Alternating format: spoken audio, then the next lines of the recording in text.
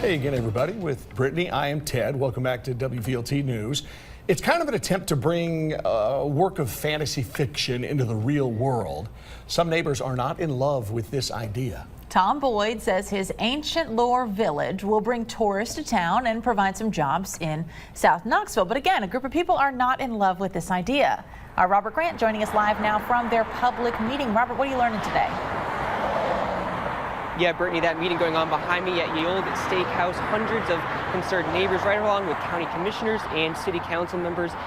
And Tom Boyd, the founder behind all of this, the creator of this fantasy resort based off a book that he wrote. Take a look at some of this video here of the land where this would be. The plans include about 150 homes, a restaurant, and an event center. It's currently zoned for agriculture, though, not commercial use, and that's where some of the neighbors have concerns. They fear if the change is approved, it could take away from what makes South Knoxville special and that South Knox area. I just spoke with a neighbor who's lived here since he was 3 years old and says it would take away the beauty of this area because it's right next to the city, but still has that kind of wilderness feel. You can go outside into the nature, walk around, and have hikes, and they worry that with this resort, it'll take away from that. Now, you also consider Chapman Highway, a very busy area with traffic. Tom Boyd expects this could bring about 200,000 visitors or so a year to the resort, and they fear an already busy Chapman Highway will get overcrowded with the extra visitors coming in. Now, Mr. Boyd says this is going to bring in millions in tax dollar revenue. He also says it's an oasis really in the middle of the city, so of course he is standing by it. And there are both people who oppose this resort and those who support it. So you have people from both sides of it here to try to learn a little bit more about what the plan is going to be. Again, this was announced about a month or so ago, so very new, very still in the making and progressing. I'm going to head back inside to that meeting. We'll have a live report coming at the top of the hour at 6 o'clock. For now, reporting live in South Knox, Robert Grant, WVLT News. Robert, thank you very much. Appreciate it. We'll get to look at the weather for you right now. A warm-up doesn't always mean it's going to be a much nicer day. Today, a pretty good example. Some drizzle, a little bit of rain out there, kind of cloudy, but warmer, David. Absolutely. I mean, yesterday we were 64. The day before that, Saturday, 63. Today, we got up to 60. This is coming in by the National Weather Service, 10 degrees above normal. And this is just the start. Actually going to peak on Thursday when we think we'll take out a record high and make a new record high with the 2019 stamp on it. Today's record high, 72 from 1986. Clearly far and away from that, just 12 degrees shy of a record high today. But 59 right now in Knoxville isn't too shabby. 57 in Morristown, 56 in Crossville, it's 54 in Williamsburg, and there's more warmth to the west. Look at Memphis. They're at 70. We think we'll be in the mid-70s as early as Thursday, so make your plans accordingly because it will be warm up until about that point. And then we're going to get colder on Friday and into Saturday. A lot of clouds, a little bit of light rain has come through the area, and we're talking just 1/100th of an inch officially at the airport. Most of the showers are working their way to the east, but there's still a little bit more off to the west near Cookeville that may work its way into the plateau here in the next hour or so, and we'll continue to watch it as it may continue to drift in a neighborhood near you. Temperatures 59 now will ease back to about 54 by 11 o'clock. Don't expect to drop much lower than 52 overnight. When I come back, we'll let you know when the shoe is likely to drop and how much rain we can expect this week in just a moment. Ted and Brittany.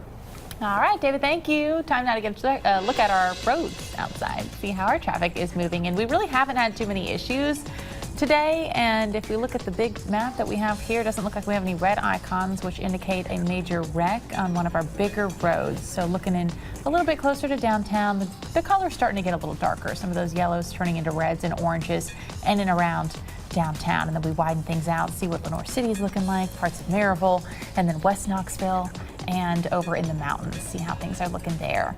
Our drive times, how fast are we going on I-40 westbound? That's where we start, 50 miles an hour. Alcoa Highway, 63 miles an hour, 43 miles an hour rather on Alcoa Highway, and 75 north going 63 miles an hour. Let's get out to Pete Michaels. Pete, what are you watching today? I'll tell you, overall, Brittany, the slowdown we see west of downtown, no surprise. They had an injury wreck at Rocky Hill intersection. Trying to get another look at that, but I think traffic's heading through it okay. All lanes Westwood Drive reopened, had a crash. Could be some debris on Westwood Drive near Pellissippi Parkway. There was some talk about a car fire on 275 at Baxter. I didn't see it on 275.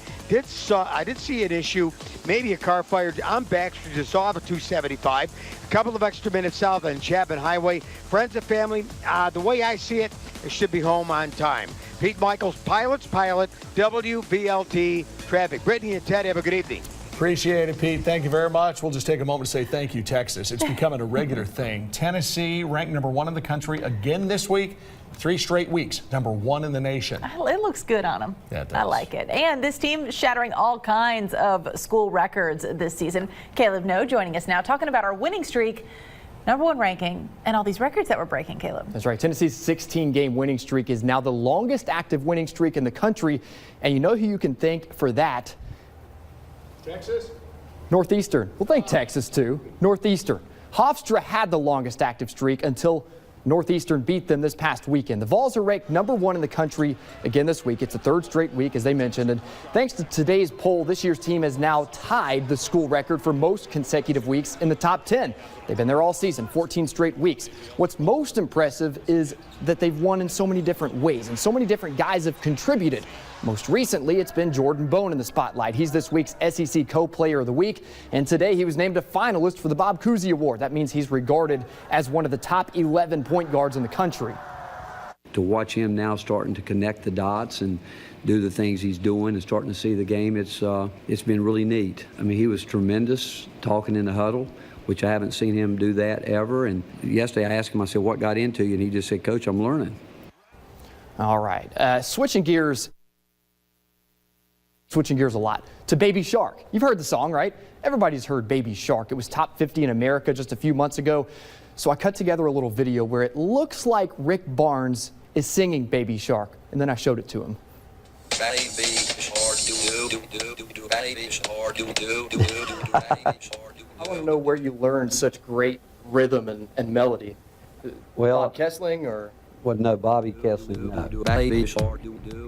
Yeah, you can see more of that, and on the 6 o'clock show tonight. You can also go over to my Twitter to see the entire cut up of Rick Barnes singing Baby Shark. Gotta love Baby Shark, right, guys? Well, sure. Yeah. Very good. Crucial journalism, too. I know you're That's proud of yourself probably for the most impactful, important piece of journalism I've done in a long time. I hope done, that Kate. took a long time to put together.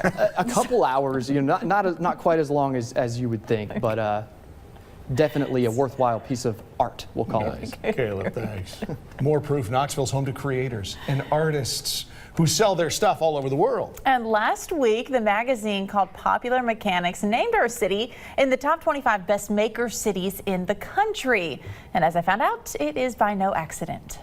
We call ourselves the front door for entrepreneurship in East Tennessee. Crafters, tinkerers, creators, Knoxville celebrates its maker city reputation. We use the term maker very generally as pretty much someone who creates some kind of handmade good or offers a creative service. Creative director at Knoxville Entrepreneur Center, Miranda Vandergriff, says it's not just a catchy name. Maker City is a hand-selected team by Mayor Rohero that supports East Tennessee artists, providing resources and networks to thousands of people every year getting started or growing a business. We kind of help you find your footing, whatever stage you're at, and we'll help you get mentoring and classes and kind of a community that can come and surround you. A concept that's catching on around town. Logan Higgins and his wife opened Jack's of Knoxville Friday in downtown. The mission of the store is to help celebrate, grow small-scale makers. So everything we have in here is handmade by someone. Both artists themselves, they partner with nearly 24 other local makers, providing a space for them to sell their work. It really came from us going to markets and working at markets and seeing the makers in the booths next to us and seeing how awesome their products are. Shopper Kishan Patel says he's drawn to the store because of the authentic local experience. What they offer here is an extremely local version of what I could find elsewhere, and I found that to be very important. Knoxville's been in the spotlight for its makers before. Etsy picked it as one of its 13 places to host a Maker City Summit, a day of workshops and classes. Something that Knoxville still does every year. Just a way to bring together makers and artists in the community and celebrate what they've been doing all along. I kind of like how the word maker has become a thing. Right. People who make things are makers. Call them makers. And it's cool that we've become the Maker City. Yeah. That's kind of our reputation around town. So I like that too. And if you want to go to that summit, it's September 8th this year. Tickets should go on sale soon. Nice. Good job, makers. Hey, Kyle Granger dancing with the Sevier County Stars. This week, you can help him reach his goal to raise the most money. He's going to serve tables at Dollywood's Dreammore Resort on Wednesday from 5 until 7 in the evening. And Dollywood has a special going on right now. The resort's running a locals special where you get to buy one and get one for free. We're talking about dinners here. So bring a little extra cash if you can for a tip for Kyle and enjoy yourself over a nice meal. The dinner buffet serves up traditional Southern favorites like fried chicken, pot roast with mashed potatoes. All right, whether there's a thunderstorm, whether it's fireworks, maybe some noise is popping off in the neighborhood, you got one of those dogs at home that gets stressed out? Yeah, well, when we come back, we're taking a closer look at how CBD oil could help your pets.